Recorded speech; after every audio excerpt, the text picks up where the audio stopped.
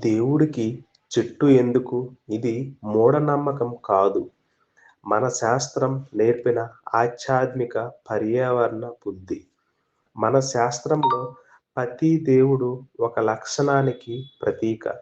ప్రతి చెట్టు ఒక శక్తికి ప్రతీక.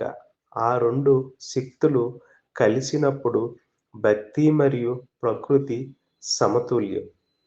శివుడికి మారేడు చెట్టు నియంత్రణ, శుద్ధి, వైరాగ్యం. విష్ణువుకి తులసి మొక్క శాంతి, రక్షణ, సమతుల్యం. దుర్గాదేవికి వేప చెట్టు రోగనాశనం, రక్షణ శక్తి. ఇవన్నీ యాదృచ్ఛికం కాదు. ఈ చెట్టు మన శరీరం, మనస్సుపై ప్రభావం చూపుతాయి. గాలి శుద్ధి, ఔషధ గుణాలు, మనసుకు శాంతి. దేవుడితో చెట్టును అనుసంధానించడం అంటే మనిషికి ఒక సందేశం ఇవ్వడం. దేవుణ్ణి ప్రేమిస్తే ప్రకృతిని కాపాడు. చెట్టు కింద పూజ అంటే దేవుడిని మాత్రమే కాదు, జీవితాన్ని కూడా గౌరవించడం.